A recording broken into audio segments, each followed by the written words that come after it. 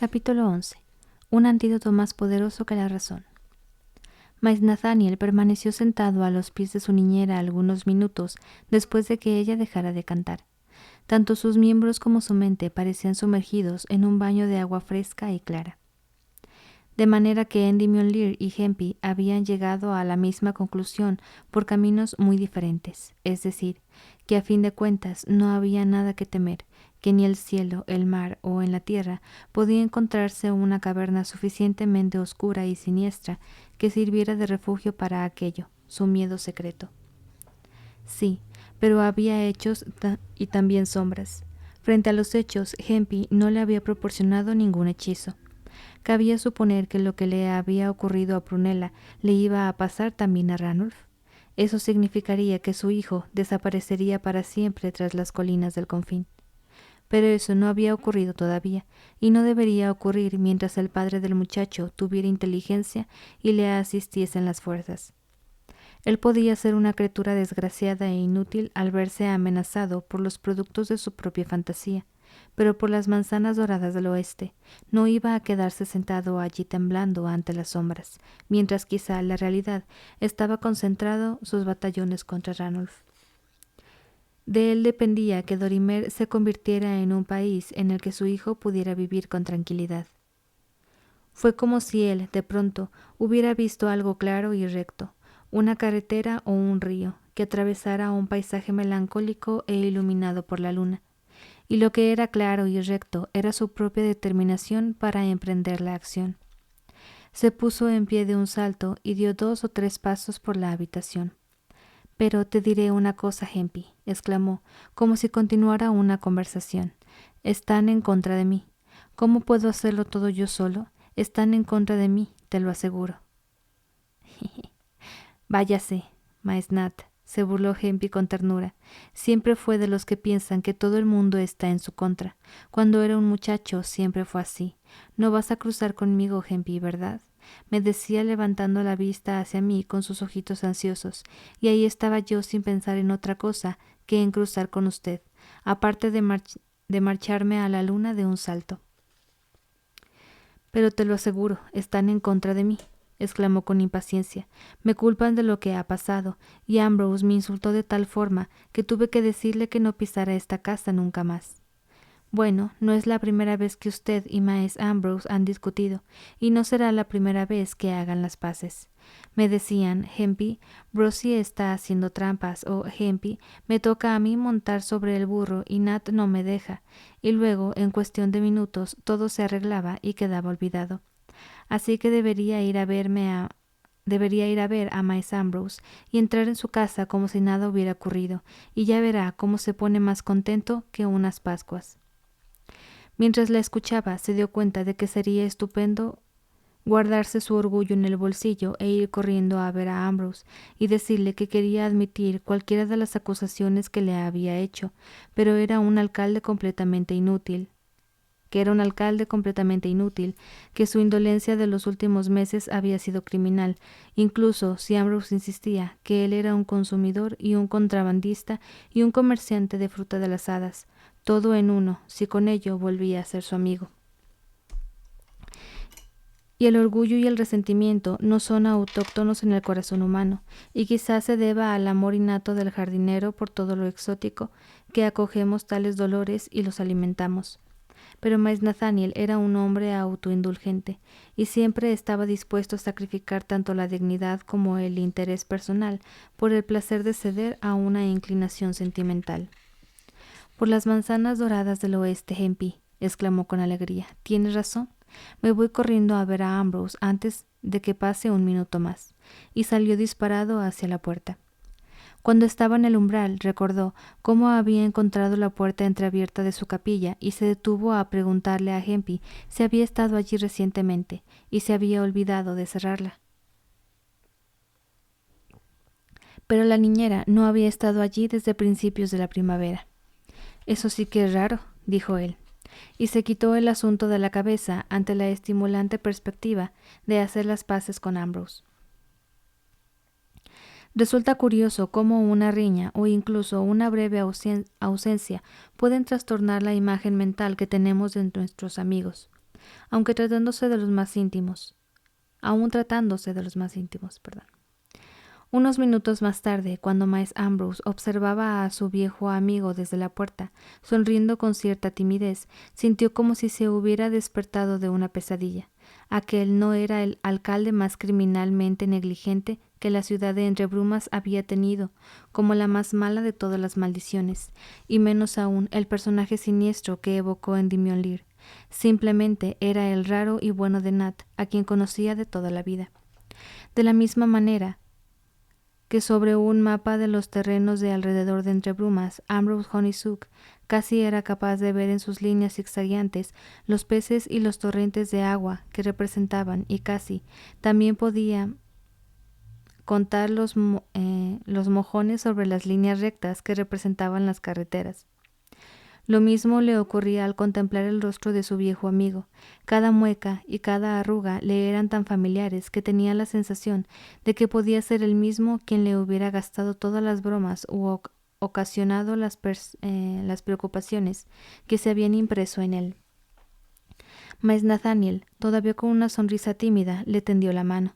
Miles Ambrose frunció el entrecejo, se sonó la nariz, trató de adoptar una expresión severa y le estrechó la mano. Y allí se quedaron 2 minutos enteros, estrujándose mutuamente las manos, riéndose y cerrando los párpados para eliminar las lágrimas. Y dijo Miles Ambrose: «Vayamos al salón de fumar, Nat, y probaremos una copa de mi nuevo flor de ámbar. Ah, viejo granuja, supongo que ha sido eso lo que te ha traído hasta aquí». Un poco más tarde, cuando Ambrose Honeysuck estaba acompañado de su amigo de regreso a su casa, cogiéndole del brazo, se cruzaron con Endymion Lear. El doctor se quedó mirándolos unos segundos mientras sus figuras se desdibujaban bajo la tenue luz de la luna, y no pareció que estuviera rebosante de alegría. No funcionó tu treta.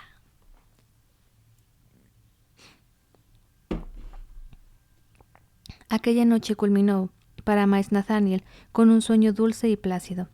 Tan pronto como posó la cabeza sobre la almohada, se sumergió como en una especie de agradable elemento desconocido, más fresco que el aire, más acariciador que el agua, un elemento en el que no se había vuelto a bañar desde que escuchó por vez primera la nota. Hacía 30 años, y a la mañana siguiente se despertó de buen humor y con mucha energía. Tan buena había sido la medicina consistente en ejecutar su voluntad. Se confirmó en su propósito tras la conversación que mantuvo el día anterior con Miles Ambrose. No había encontrado a su viejo amigo, ni mucho menos aplastado por el dolor. Su actitud ante la pérdida de Moonlove lo impresionó mucho, ya que la había subrayado con gravedad, que el hecho de haber desaparecido para siempre tras las colinas era, quizá, lo mejor que podía sucederle a su hija, habida cuenta del vicio al que ésta había sucumbido. Siempre había un aspecto bastante cruel en el sentido común de Miles Ambrose. Pero él estaba tan deseoso como el mismo alcalde de que se adoptasen inmediatamente medidas drásticas para detener al comercio ilícito y arrestar a los contrabandistas. Ya habían determinado qué medidas iban a ser esas y emplearon los días siguientes en conseguir que el Senado las aprobara. Aunque el nombre de Miles Nathaniel apestaba en las narices de sus colegas, el respeto que sentían por la Constitución estaba demasiado arraigado como para oponerse al alcalde de Entre Brumas y sumo senescal de Dorimer. Además, Miles Ambrose Honeysuck era un hombre de peso considerable en las reuniones, y los senadores no fueron ajenos al hecho de que él suscribiera todas las propuestas del alcalde. Así pues, se emplazaron un par de soldados en cada una de las puertas de Entre Brumas, con la orden de examinar no solo el equipaje de todo aquel que entrara en la ciudad, sino también de registrar de arriba a abajo todos los carros de heno, todos los sacos de harina y todos los canastos de fruta o verdura. Asimismo, las patrullas recorrían la carretera occidental, desde Entre Brumas hasta los confines de la Marca Élfica, a donde se envió un descatamiento de soldados para que acamparan allí con órdenes de vigilar las colinas día y noche, y al actuario del Senado se le encomendó la confección de un expediente de cada habitante de la ciudad. La energía que desplegó Miles Nathaniel en la implantación de estas medidas contribuyó lo suyo en el restablecimiento de su reputación entre los vecinos. Pese a ello, el barómetro social que era Ebenezer Prim continuó enviando a su aprendiz a dar cuerda a los relojes del alcalde, en lugar de ir él en persona, y pareció que el reloj de pie protestaba ante este desaire. Según los criados, de repente movía las manecillas hacia uno y otro lado de la esfera, confiriéndole la expresión de un rostro que alternaba una sonrisa con un gesto de aflicción. Y una mañana, Pimple, el pequeño paje índigo, entró corriendo en la cocina, dando alaridos de terror, porque juraba él había visto salir por el orificio situado en la parte inferior de la esfera una lengua verde como la cola de una lagartija. Como quiera que ninguno de las medidas de Miles Nathaniel lograra descubrir a un solo contrabandista, ni una sola remesa de la fruta de las hadas, y cuando el Senado empezaba a felicitarse de haber destruido por fin el mal que durante siglos había amenazado a su país, Munchausen descubrió en un solo día a 3 personas bajo la influencia inequívoca de la misteriosa droga, pues tenían la boca y las manos manchadas de un extraño color. Una de esas personas era un vendedor ambulante enano del norte, que, como apenas sabía una palabra de dorimarita, no fue posible extraerle ninguna información acerca de cómo había conseguido la fruta. La otra era un pilluelo callejero, que había encontrado algunos restos en un cubo de basura, pero se hallaba en una situación tal de aturdimiento que no podía recordar exactamente dónde. La tercera era la sordomuda conocida como By the Best. En consecuencia, parecía obvio que alguna fisura había en el admirable sistema del Senado.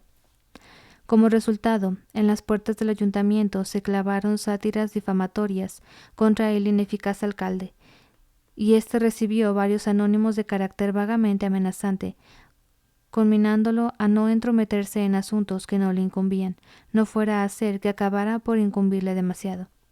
Pero tal beneficio para él había sido del antídoto de la acción que, sencillamente, se limitó a lanzarlos al fuego riéndose, a pesar de todo, y jurándose redoblar sus esfuerzos.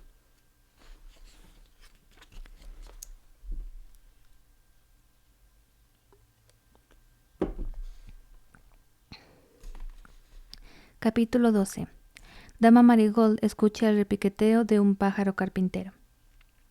El juicio de la señorita Primrose Krabappel se alargaba interminablemente, atascado en las absurdas complicaciones surgidas de la ficción legal que había hecho posible su arresto. Si lo recuerdan, el ojo de la ley consideraba la fruta de las hadas como tejido de seda, a manera de eufemismo, así que perdieron muchos días en discusiones eruditas acerca de las diversas características de los tejidos dorados, los rígidos tafetanes, los satenes con dibujos, la seda de moher, el gorgorán manufacturado y las cintas de aducar. Apremiada en parte por la curiosidad y quizá también por la esperanza inconsciente de que, debido al carácter cómico de la personalidad de la señorita Primrose, los recientes acontecimientos pudieran diluir parte de su siniestro horror, una mañana Dama Marigold se dispuso a visitar a su antigua maestra en su cautiverio. Era la primera vez que salía de casa desde la tragedia, y mientras caminaba por la calle Mayor, mantuvo la cabeza erguida, esbozando una sonrisa desdeñosa, para mostrar al vulgo que incluso la peor desgracia no podía quebrar el temple de una vigil. Ahora bien, Dama Marigold tenía los sentidos muy aguzados. En muchas ocasiones habían dejado pasmado a Miles Nathaniel por su rapidez en detectar el más ligero olorcillo de cualquier cosa que le desagradara, picadura de tabaco, por ejemplo, o cebollas.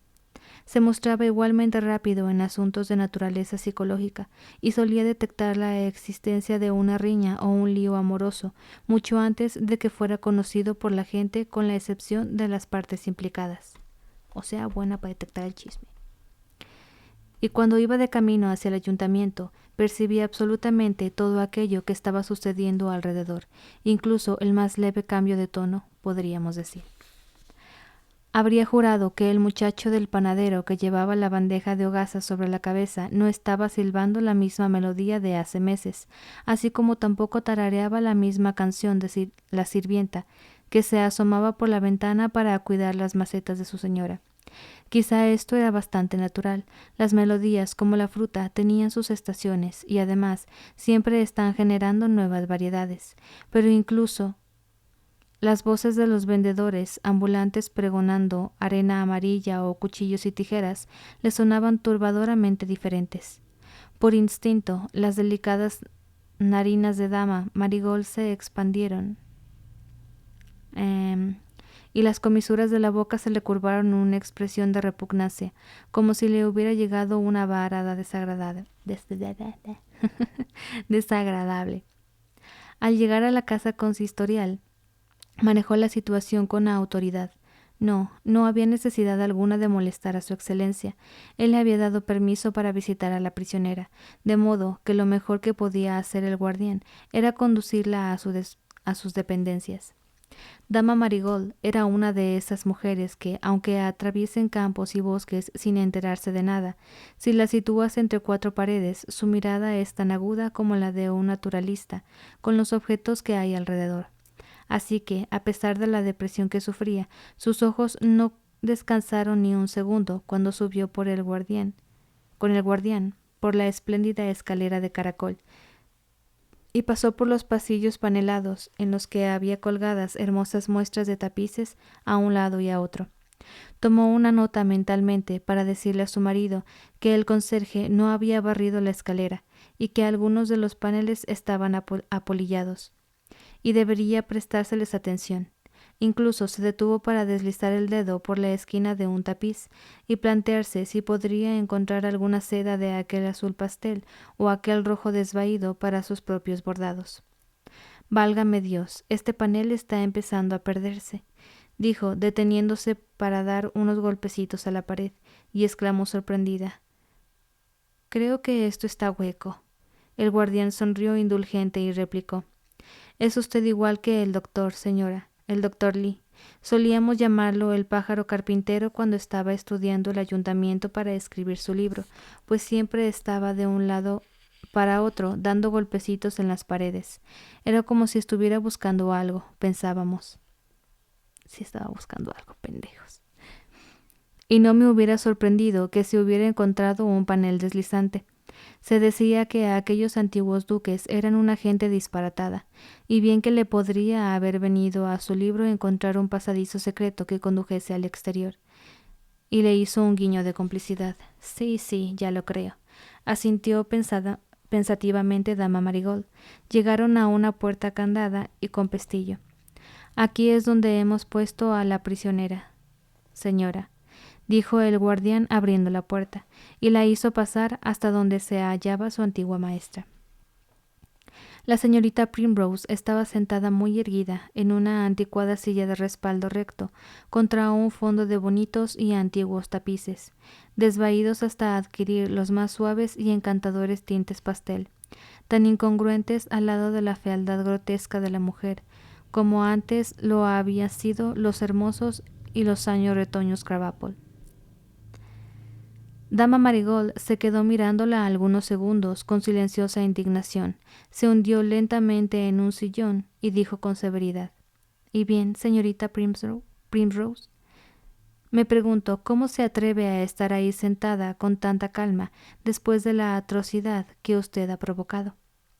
Pero la maestra se hallaba en uno de sus estados anímicos más exaltados, sobre su altanero caballo de batalla, como los retoños Krabappel solían decir. Así se limitó a mirar con desdén a dama Marigold.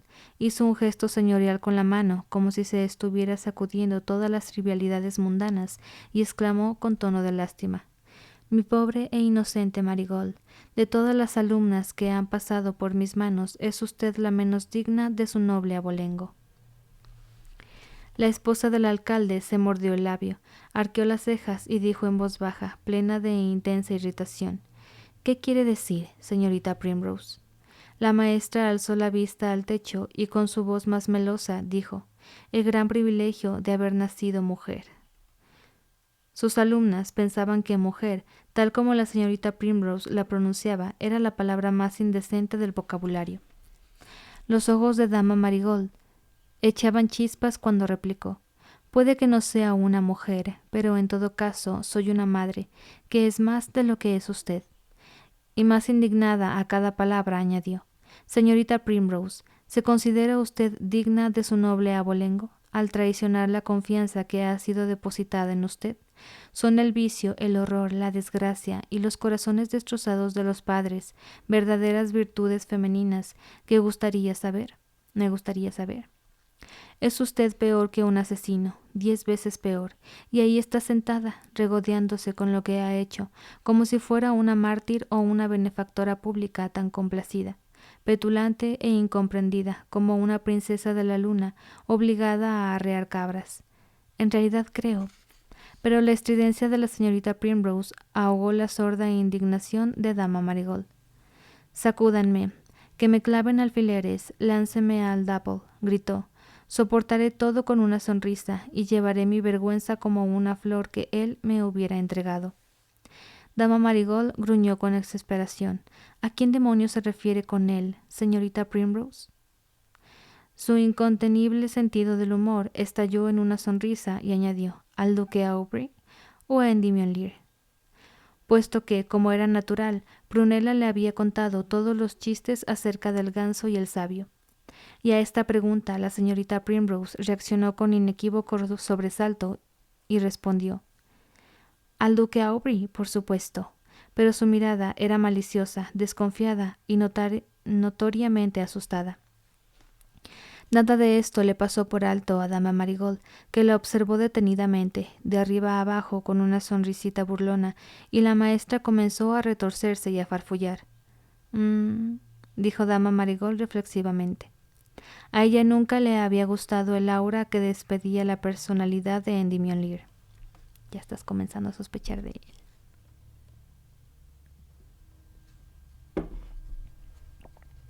La crisis recientemente no había hecho mella en él. Trabajaba el doble y había triplicado su influencia. Sí. Además, no podían haber sido ni la belleza ni los encantos de la señorita Primrose los que habían causado que se fijara tanto en ella. De todas maneras, no perdía nada con tirar un dardo a ciegas. Estoy empezando a comprender, señorita Primrose, dijo con parsimonia. Dos singulares personajes se han puesto de acuerdo para tratar de hallar un plan para humillar a los estúpidos, estirados y supuestos apellidos más ilustres de entre brumas. Oh, no proteste. Nunca se molestó en esconder su desprecio hacia nosotros, y siempre he sabido que la suya no es una naturaleza inclinada al perdón, y tampoco la culpo. Nosotros nos hemos reído sin piedad de usted durante años, y ahora está resentida. De todas formas, creo que su venganza ha sido innecesariamente violenta, aunque supongo que para una verdadera mujer nada es demasiado malo, demasiado rencoroso, ni demasiado abyecto, si está al servicio de los intereses de él. Pero la señorita Primrose se había puesto tan roja como un tomate y balbuceaba acongojada. Marigold, Marigold, exclamaba retorciéndose las manos. ¿Cómo puede usted pensar semejante cosa? El querido y leal doctor, el hombre mejor y más amable de todo entre brumas. Nadie se enfadó conmigo más que él por lo que llamó mi negligencia criminal, al permitir que a aquella horrible mercancía se escondiera en mi buhardilla. Puedo asegurarle que está furibundo con todo el asunto de la fruta, ya que cuando era joven, durante la época de la gran sequía, él trabajó día y noche tratando de frenarla. Pero no en vano, dama Marigold descendía de generaciones de jueces. Rápida como un relámpago se le encaró. ¿La gran sequía? Pero eso debió de ser hace 40 años, mucho antes de que Endymion Lear llegara a Dorimer. Sí, querida, claro, bastante. Estaba pensando en lo que otro doctor me dijo. ¡Ay, pendeja! Ya que con todos estos problemas mi pobre cabeza se está haciendo un lío, dijo atropelladamente la señorita Primrose, que estaba temblando de pies a cabeza. Dama Marigold se levantó de la silla y se quedó mirándola con desprecio unos segundos en silencio, con los párpados entrecerrados y esbozando una sonrisa bastante cruel, y dijo: Adiós, señorita Primrose, ya me ha suministrado bastante material en el que pensar. Y dejando allí a la atemorizada maestra sentada contra el fondo descolorido del tapiz, se marchó. Aquel mismo día, Miles Nathaniel recibió una carta de Luke Hempen que lo dejó perplejo y alarmado a la vez. Decía como sigue: Excelencia, me alegraría si se llevase a Miles Ranulph de esta granja, porque la viuda está haciendo de las suyas. Estoy seguro de lo que digo, y algunas de las personas de por aquí aseguran que, aunque se ha olvidado con los años, ella asesinó a su marido, y ella y alguien más, aunque no sé quién, parecen tenerle rencor a Miles Ranulph, y si se me permite tomarme la libertad, le diré a su excelencia lo que he oído. Fue así. Una noche, no sé por qué, no podía dormir, y pensando que con un bocado de cualquier cosa lo lograría, me levanté de la cama y me encaminé hacia la cocina a buscar un poco de pan, y a medio camino, bajando la escalera... Hola, Ángel. A ver... Y a medio camino, bajando la escalera, escuché unas voces hablando bajo, y alguien dijo: «Tengo miedo de los Chantecler». Me quedé quieto allí y escuché, y eché un vistazo hacia abajo. El fuego de la cocina casi se había apagado ya, pero aún quedaba un poco de luz para que pudiera ver a la viuda y a un hombre envuelto en una capa, sentado enfrente de ella, de espaldas a la escalera, así que no pude verle la cara. Hablaban en voz muy baja, y al principio solo conseguí oír una palabra aquí, otra allá, pero ellos seguían mencionando a los Chantecler, y el hombre dijo algo que sonaba como que se debía mantener separados a los Chantecler y a Miss Ambrose Honeysuck, porque éste había tenido una visión del duque Aubrey, y si yo no conociera a la viuda y supiera que es una mujer inteligente... Ay, era el doctor.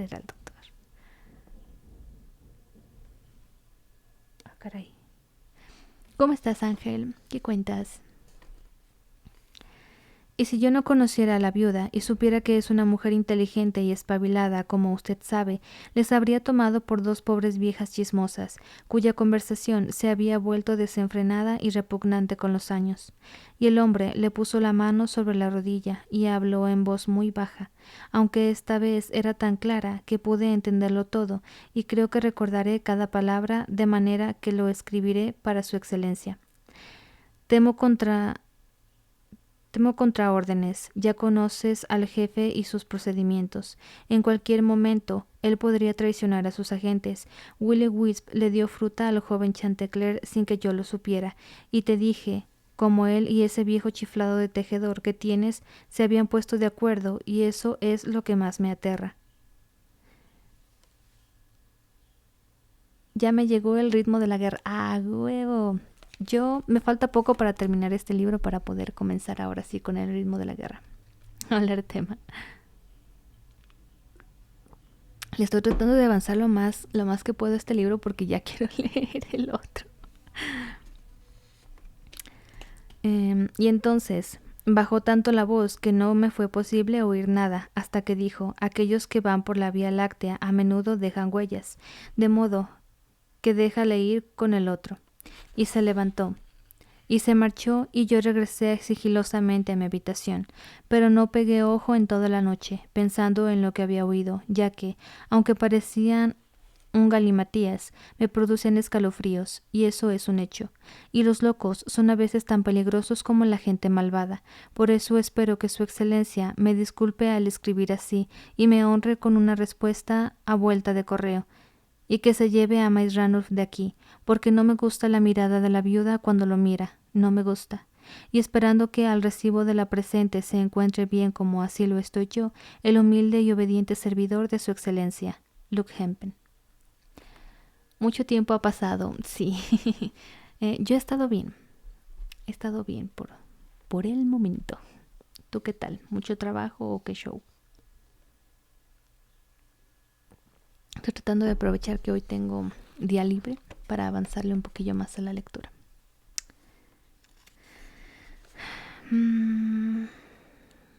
A ver. Qué deseos le entraron a Miss Nathaniel de saltar sobre su caballo y cabalgar a galope hasta la granja, pero eso era imposible. En su lugar, envió un mozo de cuadra con órdenes de cabalgar día y noche y entregarle una carta a Luke Hempen en la que le pedía que se llevara inmediatamente a Ranulph a la granja cercana a Mongrass, una aldea que se encontraba a unos 24 kilómetros al norte de Swan-on-the-Depot, donde él compraba sus quesos desde hacía años. Hecho esto, se sentó y trató de hallar algún significado a la misteriosa conversación que Luke había oído por casualidad. Ambrose había tenido una visión, un jefe desconocido, huellas en la Vía Láctea. La realidad estaba adoptando un cariz muy sombrío y amenazante. Debía averiguar algo sobre esa viuda. ¿No se la había visto alguna vez por los tribunales de justicia? Decidió que tenía que examinar el expediente sin un instante de demora. Me da gusto. También he estado bien, algo ocupado, pero bien. Entonces sí ha habido mucho trabajo. El alcalde había heredado de su padre una estupenda biblioteca legal, y los estantes de su salón de fumar estaban repletos de volúmenes encuadernados en papel vitela y cuero viejo, de editos, códigos y disposiciones judiciales. Algunos de ellos pertenecían a la época anterior a la introducción de la imprenta en Dorimer y estaban escritos con la apretada letra de los antiguos escribanos de ayuntamiento. El pasado se tornaba muy real y arrojaba una luz humorística y amigable sobre los muertos. Cuando uno descubría, mientras hojeaba aquellas páginas de pergamino amarillo, algún toque personal del viejo escriba. Breve descripción de este libro, que es fantasía. Sí, es fantasía. Al parecer, según Neil Gaiman, es una de las mejores novelas de fantasía de la historia, un milagro de la literatura. El libro se llama Entre Brumas. Trata de, Entre Brumas es como un pueblito, más o menos, un pueblito más o menos grande, ¿cómo decirlo? O sea, la gente ahí es un poco cuadrada, ¿no? Tienen sus ideas y demás, y hay cierto tabú sobre el reino de las hadas y la fruta de las hadas. Cualquier cosa que tenga que ver con eso no se menciona porque es considerado, o sea, tabú, una grosería, algo que no está bien. Se supone que la marca élfica donde está el reino de las hadas se encuentra a unos kilómetros de donde está Entre Brumas, y está prohibido ir allá. También está prohibido comer la fruta de las hadas porque es como una droga y te vuelve un poquillo loco. Pero de repente, se sabe que hay contrabandistas que la llevan a Entre Brumas, pero nunca había sido un problema realmente grande porque obviamente mientras no afecta a los ricos no importa, ¿no? Lo de siempre. Pero de repente empieza a afectar a los ricos, sobre todo empieza con el hijo del alcalde, que es Maes Nathaniel, que pues se empieza a comportar un poco extraño. El niño le dice: es que me dieron a comer fruta de las hadas y pues he visto, ¿no?, cosas y a duendes y demás que dicen que en cualquier momento van a venir a por mí y me van a llevar. Y el alcalde, asustado, llama al doctor. Escucho un ruido extraño. Creo que está afuera. Bueno. La cosa es que... Oh, chinga.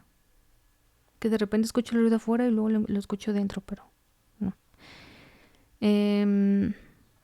Llama al doctor, que se llama Endymion Lear, que le dice que no se preocupe, el niño no comió la fruta, él lo que tiene es otro problema. Dijo, él necesita una cadencia diferente, o sea, necesita otros ejemplos a seguir, no puede quedarse en esta casa. Yo recomiendo que lo mande a una granja, ¿no? Mándelo a una granja. De hecho, sé a cuál granja lo podemos mandar para que el chiquillo, ¿no?, se ponga sano y feliz. Y el papá al principio no quiere, ¿no? Dice: no, es que pues mi niño, ¿no? Es el único hombre que tengo y ¿cómo? Pero al final decide: bueno, ya, lo mandamos. Entonces ya el chiquillo está en la granja, tiene a otra hija que está en una academia para señoritas, y de repente un día todas las chicas de la academia desaparecen y se les ve, o sea, aparte de que se les ve bailando y cantando como locas de un lado hacia otro, ven que corren y saltan la marca élfica, o sea que se meten al mundo de las hadas y dicen, pues ya valió riata, o sea, las morras ya de ahí no van a salir, ya podemos darlas por muertas y pues ahora sí empieza los verdaderos problemas, porque obviamente todas las chicas que estaban en esa academia pues eran hijos de ricos y ahí es donde tenemos que poner las manos en el asunto, ¿no? Cuando los problemas le pasan a los ricos. Y pues eso, ¿no? Empiezan dizque a arreglar las cosas, pero pues no está funcionando y nos hemos dado cuenta conforme va avanzando el libro que pues el doctor tiene bastante que ver, a pesar de que les dice que no. O sea, él yo desde que me lo describieron que tenía un ojo de un color, un ojo castaño y uno azul, yo dije, creo que eran esos los colores, dije, este vato viene del mundo de las hadas, o sea, no mames. Es evidente y parece ser que sí. Si no viene de ahí, trabaja con, pero al parecer sí, porque hace poquito en una conversación dieron a entender que tenía, o sea, que él estaba vivo en un tiempo en el que era imposible que estuviera, ¿sabes? Así que, pues eso, el niño sí comió la fruta de las hadas, se lo llevaron porque necesitan mantenerlo alejado de su papá, igual a la hija que junto con las otras señoritas las mandaron a chingar a su madre y pues están tratando de poner a todo el pueblo en contra del alcalde, que por el momento lo han conseguido, pero su mejor amigo, que fue Ambrose, él logró hacer las paces con el alcalde, con Nathaniel, y pues están tratando de arreglar las cosas. Supongo que no fue una breve descripción, pero ya es todo el contexto, un resumen de todo lo que hemos leído hasta el momento. Y continúo. No sé dónde me quedé.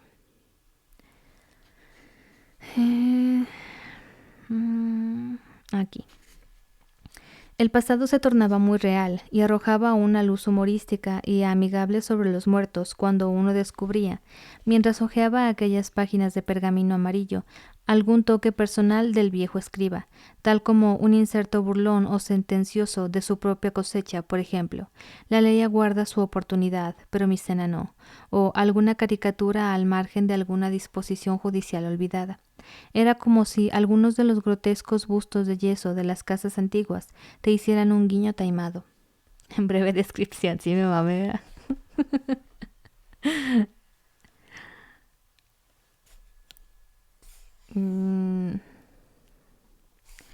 Pero eran los juicios criminales los que en el pasado habían proporcionado a Miles Nathaniel el placer más intenso.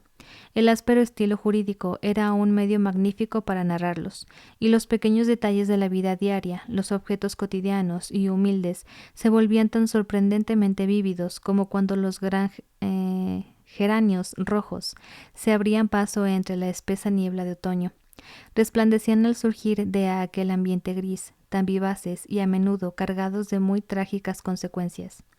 Grande fue su asombro al descubrir que el índice que el caso de la viuda Gibberty se encontraba entre los juicios criminales, y lo que era más, se trataba de un juicio por asesinato. No le había dicho Endymion Lear, cuando lo apremió para que enviara a Ranulf a la granja, que se había tratado de un caso bastante trivial relacionado con un retraso en el pago de salario de un criado despedido. El demandante, un trabajador llamado Diggory Carp, había sido despedido del servicio del fallecido granjero Gibberty, pero la acusación que presentó contra la viuda fue que ella había envenenado a su marido con savia de mimbreras. Ándale. Está bien, yo había pedido que fuera breve, pero no interrumpir mucho. Para no interrumpir, no pasa nada, tú interrumpe. Tú interrumpe cuando quieras. Hay más tiempo que vida.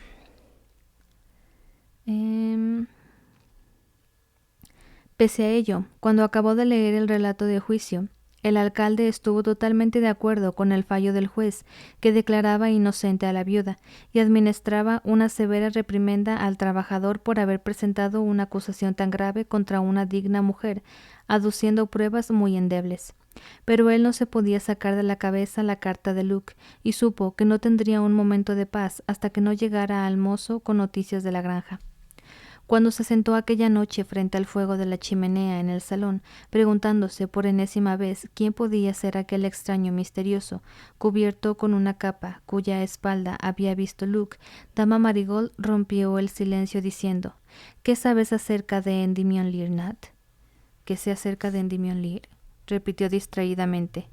«Caramba, pues que es una magnífica sanguijuela, con un pésimo gusto por los pañuelos, y, si eso es posible, un peor gusto para las bromas, y que, por alguna razón desconocida, me guarda rencor». Se interrumpió en mitad de la frase y masculló entre dientes: «Por el sol, la luna y las estrellas. Suponiendo que fuera». El extraño al que había escuchado Luke había dicho que temía a los Chantecler. Un individuo extraño es el Lear. En una ocasión la nota sonó en su voz. ¿De dónde procedía? ¿Quién era? Nadie lo sabía en Entre Brumas. Y además estaba su afición por las cosas antiguas. Esto generalmente... ¡Ah, chinga! Ay, esperen un momento, están tocando.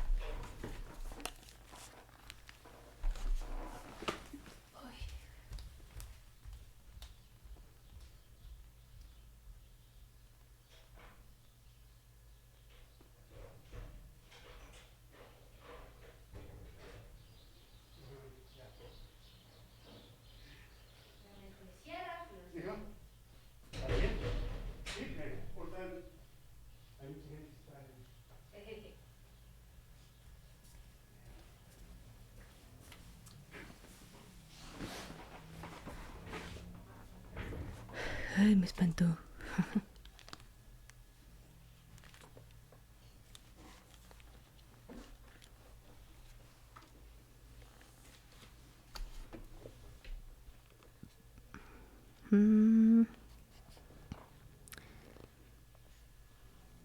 A ver... Y además estaba su afición por las cosas antiguas. Esto generalmente se consideraba un pasatiempo inocente y carente de rentabilidad, y sin embargo el pasado era borroso y maléfico, un montón de hojas podridas. El pasado era mudo y pertenecía al pueblo silencioso, pero dama Marigold le estaba haciendo otra pregunta, una pregunta sin relación aparentemente con lo anterior. ¿Cuál fue el año de la gran sequía? Le respondió que fue exactamente hace 40 años, y añadió socarronamente: ¿A qué se debe ese repentino interés por la historia, Marigold?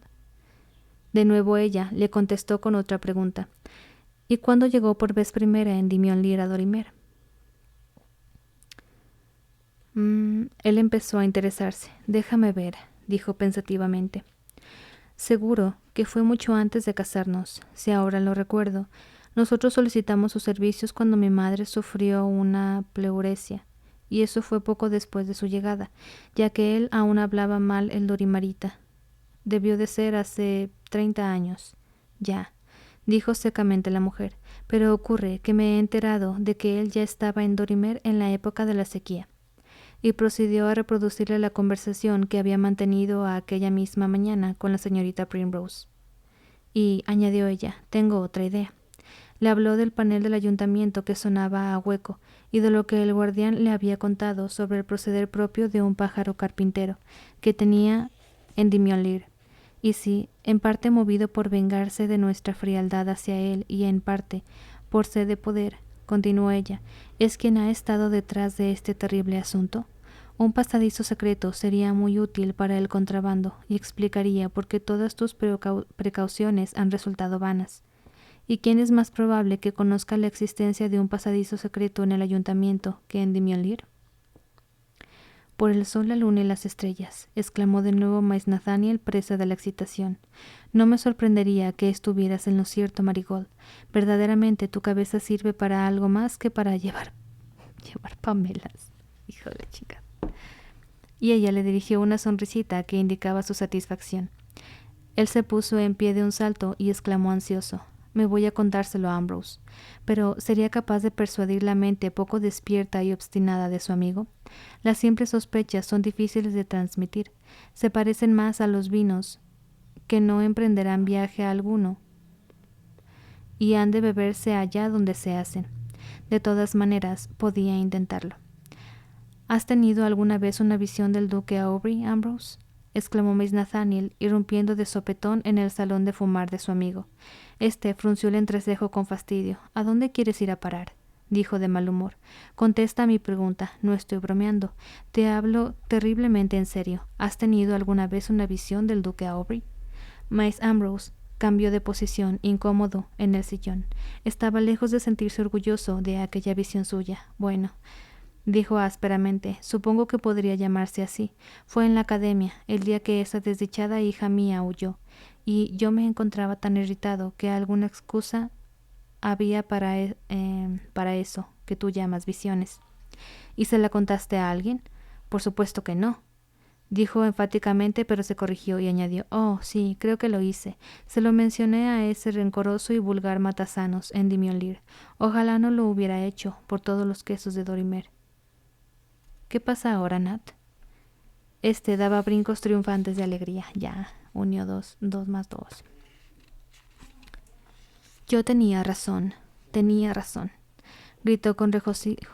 Tan eufórico estaba en su perspicacia que se olvidó por el momento de su ansiedad. Lee esto, Ambrose. Y le alargó con entusiasmo la carta de Luke. Dijo Ambrose Honeysuck al acabar de leerla. Bueno, ¿de qué estás tan contento? ¿Qué? ¿Es que no lo ves, Ambrose? Exclamó el alcalde con impaciencia. El individuo misterioso de la capa tiene que ser Endymion Lear. Nadie más estaba al tanto de tu visión. Oh, sí, Nat. A pesar de que el sentido común se me esté embotando, es posible que se refiera a mí, pero no acabo de ver cómo nos puede ayudar saber eso. Miss Nathaniel le contó las teorías y descubrimientos de Dama Marigold. Miss Ambrose desplegó un rico abanico de sonidos guturales y se pronunció acerca del raciocinio femenino y las conclusiones precipitadas. Pero quizá estaba más impresionado de lo que permitió que su amigo percibiera. De todas maneras, consintió a regañadientes en acompañarlo de noche al ayuntamiento e investigar el panel hueco. Y viniendo de Ambrose Honeysuck, esta era una gran concesión, pues no era el tipo de correría que mejor se ajustaba a su dignidad.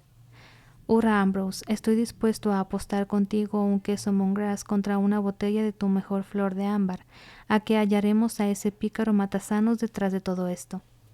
Siempre has sido un magnífico negociante, Nat, y sonrió un poco forzado.